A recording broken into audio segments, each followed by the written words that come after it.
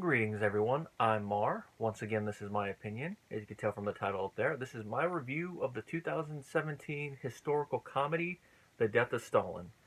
Being a big fan and lover of history, this is a film that the title alone drew my attention, and having watched history buffs' review of the film multiple times, too many to count, which is a quick aside, if you want to know how historically accurate the events depicted in this film are, I suggest you do watch his video. That said, I haven't watched that. I'm like, I gotta get around to watching it. Well, it's been on Netflix for a while, and I'm like, well, finally get around to watching it. And the film is just as entertaining as I thought it was going to be based on the clips I've seen. But I can also see that. But I can also see why certain people, when they watch it, might not enjoy it as much, which is where some of the criticism comes into it. However, I respectfully disagree with that criticism, but we'll get to that in due time. As the title suggests, the plot is essentially Stalin's death. It takes place right before it and carries on to the immediate aftermath of it.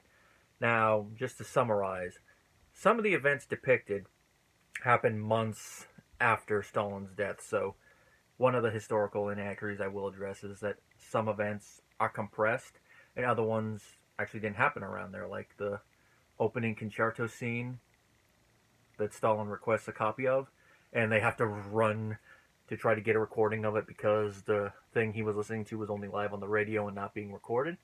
That actually happened, but it happened years before the film takes place.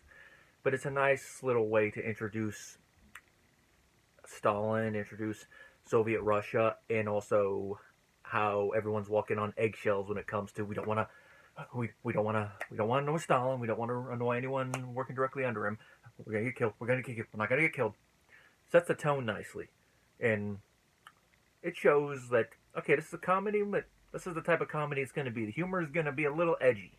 Of course, it seems like it's just an average night in the Soviet regime. Stalin's hanging with all his buddies, which, as each one's introduced and becomes a little prominent, the film does show who it is. Okay, it's Khrushchev, Beria, Molotov, Malenkov, amongst others. Seems like it's going to be an average night, then all of a sudden, in the middle of having a fun little moment reading a letter, something happens with Stalin. As we find out later, he suffers a cerebral hemorrhage. He has a stroke. Goes right there. And that's where the fun truly begins. Just the guards hearing it, like, should we check on him? Will you shut up before you get us both killed? The way that scene is played off and edited. And of course, as everyone's finding out, they're like, okay, what do we do now? We're going to have to call this person. And it's just a vie for power. The man's not even dead yet, and they're already vying for power. It just shows how messed up the Soviet infrastructure towards the top was. And of course, if you know anything about how the revolution began and how Stalin seized power, you're like, it's par for the course when it comes to the Soviet regime. I mean, it happened then, now it's going to happen again. Once the head gets kicked, you got to get a new head in there. And of course, Malenkov is that head at first, but you look at him and you're like, okay, he's going to definitely be a puppet, which is what Beria seems to be trying to do at first. And the whole rest of the film is a vie for power. I mean, Malenkov is the de facto head, but it's people vying underneath him, trying to get up to be the second to the new head, trying to figure out what stuff from Stalin's regimes they want to keep in place. And of course, Stalin's funeral, which that scene alone is just hilarious. Just when they're trying to talk and figure out who invited the bishops. That whole scene was like, did you ask him why he did that? Sure. You want to know why he did that? You do that. Well, he said what? I didn't say that. Move with me. No. Just hilarious. And of course, seeing Stalin's children. One of them, of course, Vasily, is a drunk, which apparently the way they depict it in the film is very, very accurate to how it was, which is just sad watching it. It's like, oh, sad, sad, sad. Especially living in the shadow of his father. It's like, it's already bad enough you're living under your father when he's that infamous, but to be a disappointment, it's like, ooh. Well, the writing is on point, as is the directing, and Armando, I'm probably going to butcher this last name, Iannucci, who also directed In the Loop, does a pretty good job, sets the shots up nicely. The beginning part of it, the shots are a bit darker, but then after Stalin has his stroke, they seem to lighten a little bit. I don't know if that's mainly because most of the shots after that seem to take place during the day or in a well-lit room. But it strikes me as an intentional artistic choice of like, oh, it's all dark, and then once it happens and all the comedy truly begins, now we're going to lighten things up. And he also helped write the screenplay along with David Schneider and Ian Martin. And this work is adapted from a comic, apparently a French comic, which makes me want to actually go look it up and see what's the difference from page to screen, and also see just how a lot of the stuff would look stylized in the comic. I have an idea it's probably very stylized comic from an art perspective. The score by Christopher Willis, excellent. Definitely has that Russian 1950s vibe to it, and also does help underscore the comedy at times. But of course, when it has to be serious, it's like, can I get serious for a moment? Mainly the opening parts of it. But then it has a nice balance when it's a part that's supposed to be serious, but then the way it's depicted is like, that's a little outrageous. Then you do the research and like, wow. The cast, they all work beautifully together. They have perfect chemistry to bounce off each other well, which for a comedy this ridiculous, you gotta have that type of chemistry. There's so many people to mention. I'm only going to mention a few of them here. Of course, we got Adrian McLaughlin as Stalin. He's only in the first couple scenes and then like a couple moments here and there, but he does a pretty good job. Which this ties into one thing that this is an artistic decision from Armando I have to agree with. Not having any of the characters speak with a Russian accent, just pulling an Amadeus and having them speak English and have that be the stand-in for the language you're supposed to be speaking. And to go with that, having the cast members have a diverse selection of English accents, which kind of fits in with how people in the Soviet Union would have been speaking Russian. I mean, apparently Stalin spoke Russian with a Georgian accent, which is why it's hilarious that they have his actor speak English with a Cockney accent. That adds to the humor, like whenever you hear him say something, like when he yells at his soldier for giving him a thing. What took you so long? You walk here? Just the accent. It's like Cockney Stalin for the win. You got Michael Palin as Molotov. For a comedy that's ridiculous, you gotta have a former member of Monty Python in there. Probably could have thrown in Cleese, but I think Palin works better, and it goes with the whole thing, because his character was on one of the lists for purging before Stalin had his stroke, so it's like, how could you kill poor Michael Palin? He's just so nice. But again, it's the same Michael Palin who had 2 chips put up his nose, so anything's possible with that. Got Jeffrey Tambor of Grinch and Hellboy fame in there as Malenkov, and he does a pretty good job playing him. I mean, you tell that the character is really trying to live up to Stalin's ideals, and Jeffrey just plays it off wonderfully. And when he has to make an official decision, just how he's sitting there like, I want that one destroyed. And him working off everyone else. Perfect is this character. Of course, Steve Buscemi plays Khrushchev. Those who do not know a lot about Russian history during the 20th century, this is probably one of the few names, other than Stalin, that they'll recognize. Khrushchev, the person who was in charge of Russia during the Cuban Missile Crisis. And one of the few historical things that happens after the film's events they mention is that he eventually usurps power before being overthrown himself in the 60s. If I remember right, it was in the aftermath of the Cuban Missile Crisis, but my whole timeline on that period's a little rusty. But Steve is perfect as Khrushchev, and apparently he did tell a lot of jokes, Khrushchev, while he was working with Stalin and all that. So getting someone like Steve, who could be both comedic and dramatic, I think is the perfect casting choice. And while you only see him telling jokes in the beginning where they're having the little meeting with Stalin at his dacha, throughout the rest of the film he is being a dramatic actor, playing off the others, being the butt of jokes a couple times. Steve Buscemi, perfect. Of course, he doesn't have his trademark mustache, and he's a little shaving a bit to look more like Khrushchev, so he doesn't have his trademark look, but he still approaches the role with that gravitas you would expect from him, and that's why his performance works. Of course, in the end, when a certain character gets his comeuppance, just the way he says stuff is like, dang, he's getting all cold-blooded there. Which ties into the next actor, Simon Russell Bale, if I'm pronouncing that right, B-E-A-L-E, as Beria. Simon was in Into the Woods, that's the only big thing before this he was in, but as Beria. He is the closest this film gets to an antagonist, and that's because every other person who's working with Stalin You get the vibe that they have done terrible things, but they're either mentioned in passing or not shown. Beria's is shown. He's the one that gives up a list to the soldiers and tells them what he wants to do. You could tell that he's having little hushed meetings with Stalin and then later with Malenkov about what to do with it. And with Malenkov, you could tell he's trying to be the little devil on Malenkov's shoulder, like, yeah, this is what we should do. Of course, later even saying he has dirt on everybody. So he's essentially the Soviet Union's version of Varys from Game of Thrones, the one in the back who knows everything about everybody, and if you try to do something about him, be like, oh, I got this little info on you. And then, of course, they bring in the other character trait, which is based on historical fact, and that is that he is a rapist, and depending on what you look at it, both an edophile and a pedophile. If you don't know the difference in terminology, pedophile, attraction to underage children, edophile, attraction to teenagers. They only showed that second one in the film, but they don't actually directly show it. It's implied through how the scenes are edited. But there's enough implication there for the other one as well.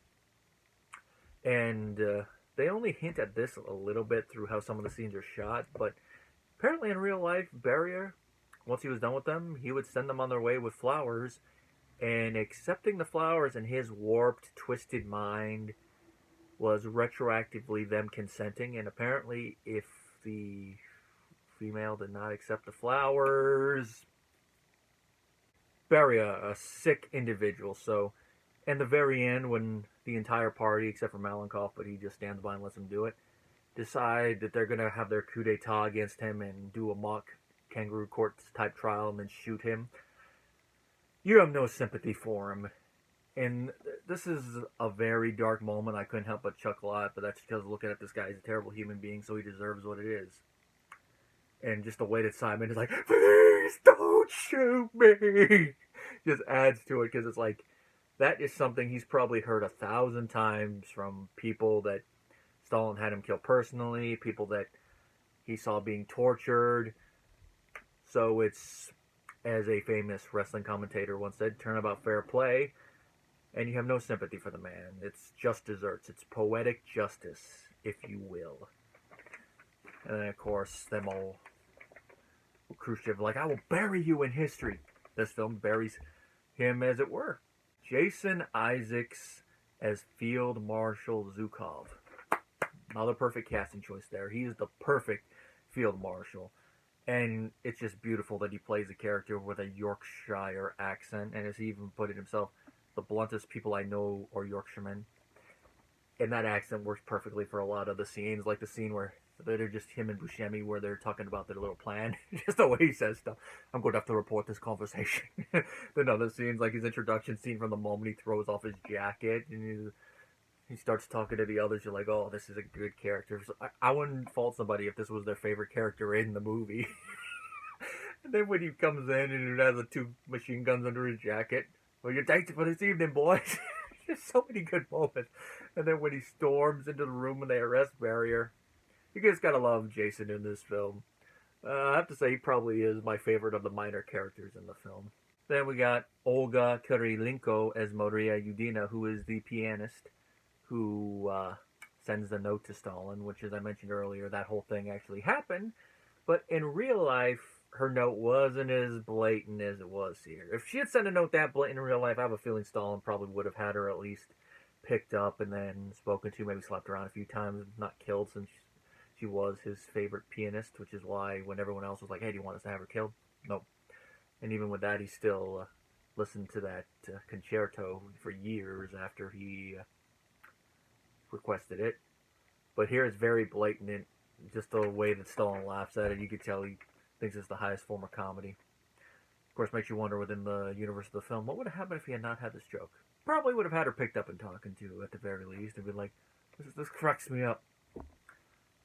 Well, she does a pretty good job playing Maria, that accent of hers, the way she carries herself as a character, does a pretty good job. And I don't know if she actually knows piano, but if not, she also was very convincing actually sitting there.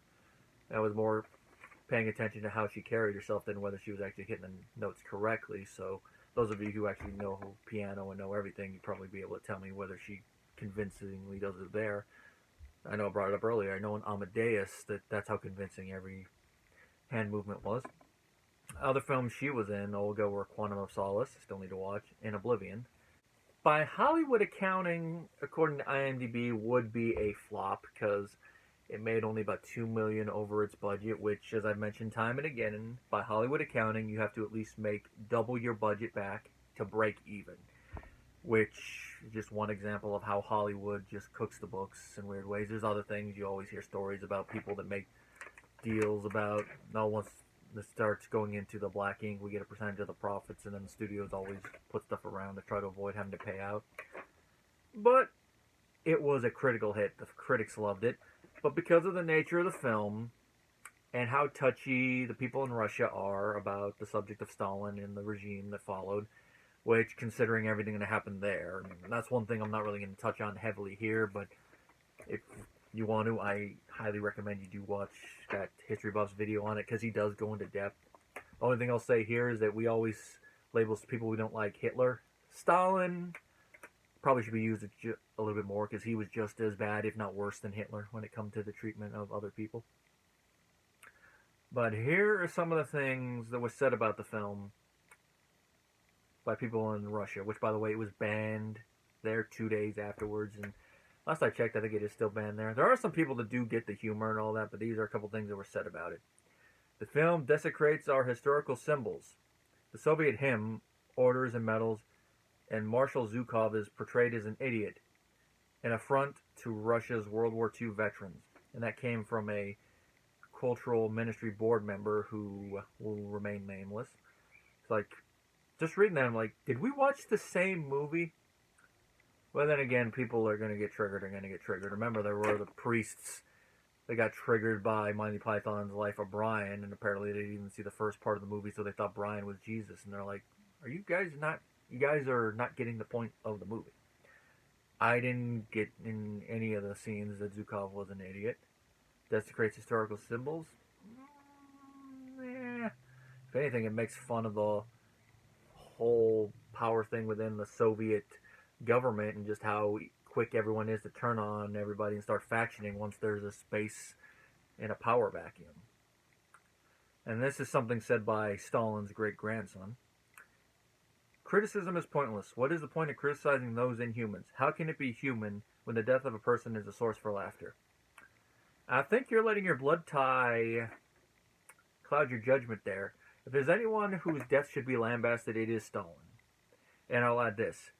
If we can make fun of Hitler till the cows come home, with all those Hitler Reacts videos, Mel Brooks lambasting the crap out of him beautifully in the producer's musical, and of course, in To Be or Not to Be, A Little Piece of Paris, I think we can make fun of Stalin's death and the idiocy that followed that when it comes to the inner circle. But like I said, I think you're letting your blood ties cloud your judgment a bit there. There are a couple other little tidbits I found on IMDb that I thought were interesting. I'm going to mention here.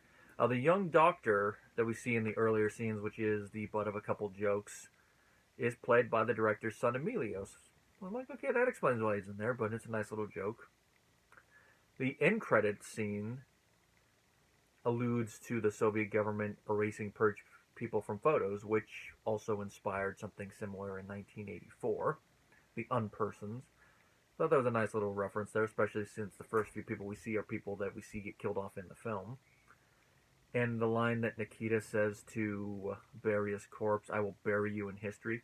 Apparently that is based in historical fact on something he told Westerners at an embassy in 1956. History is on our side. We will bury you. That is such a Soviet thing to say, such a communist thing to say, comrade. And that concludes my review. The film is funny, has some good dramatic moments. It does go a little dark at times, but considering the subject matter, I think it is warranted. If you're not the biggest fan of darker humor, you probably won't enjoy it as much. But if you like historical films, I would still say give it a watch for that alone. If you have Netflix, it's on there. I do plan on getting the DVD one of these days. Maybe I'll do a fan commentary down the road on it. And if you like any of the actors I listed above, definitely give it a watch. It gets the Mar stamp of approval.